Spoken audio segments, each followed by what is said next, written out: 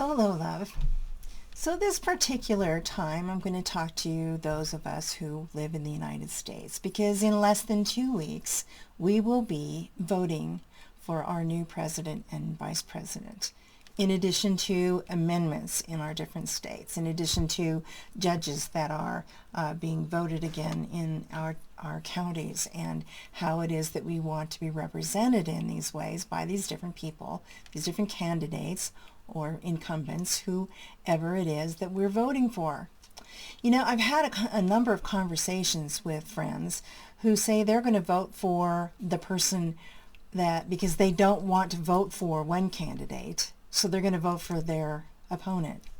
And I would just invite you to kind of pay attention to how you resonate with the different candidates. What do they say? Of course, what it is that their issues are. Kind of step away from, kind of what it is they've been doing when they're calling each other names and arguing as such. Don't allow that to get in your way. Know what they stand for. Know what it is that they have done in the past and what it is that you believe that they can do to represent us here in the United States, to represent us as a country, to represent us as individuals.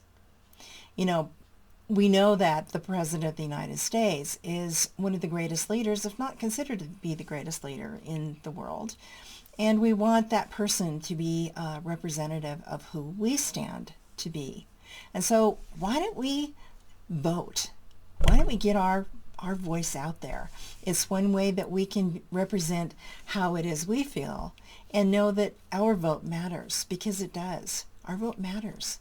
And know, get your, I've had my ballot for a couple of weeks. I've looked it over.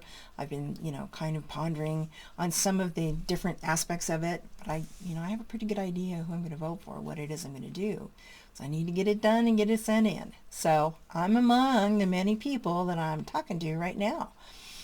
Get your ballot in, because your vote matters. Your voice matters. You matter. You make a difference in the world by stepping into this role of being a voter. That's one of our freedoms in this country, is we have abilities to be heard, to be able to recognize for what it is we do, for how it is that we can speak about what it is that we believe in. And we have so much of this right now going on, but it's not new that, when you have a different opponents and different candidates who are against each other and they have things to say about each other.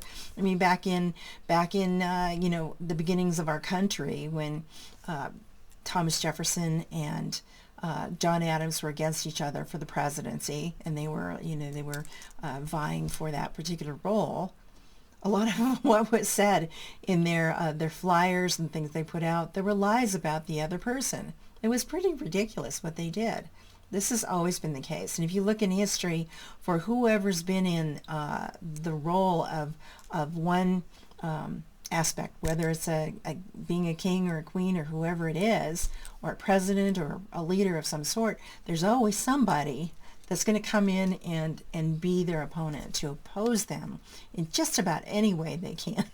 And so we've seen some of this. We've seen a lot of this right now, and we've heard a lot of it. So try to set that away, kind of part the ways of those kinds of things, and really look at what it is that they're offering and who they are, what they stand for, what it is how you believe that they're going to be a good leader, how it is that person and the different aspects of the amendments that you'd be voting for, how that's going to affect our future, in our counties, in our cities, in our countries, in our homes, as individuals, but who we are as a country, who we are in the United States of America.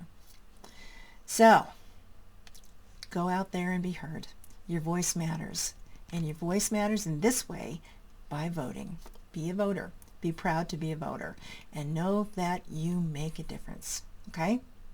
So, as you can see, this painting behind me is of Digit, and she's there at Mount Rushmore.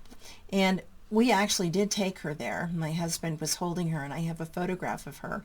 And so you have George, and you have Tom, and you have Theo, and you have Abe, and then you have Digit. So I actually have a photo of her with my husband holding her, with all of the presidents there in the background. at Mount Rushmore.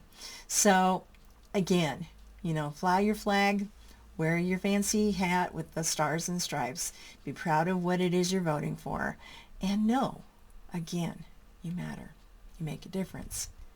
And yes, we'll all do this together as we always have. We do this together as a country. We do this together because not only are we doing this for our country now, we're all part of the world. We're all part of worldly ways, and because of all the internet and it brings everything home and we practically know what's going on before it even happens, we're part of everything going on in the world, and we do make a difference everywhere. Our voice matters. So in this way, allow yourself to be heard. Know that you make a difference. And as always, as Grandma has always said, love you bunches. Bye for now.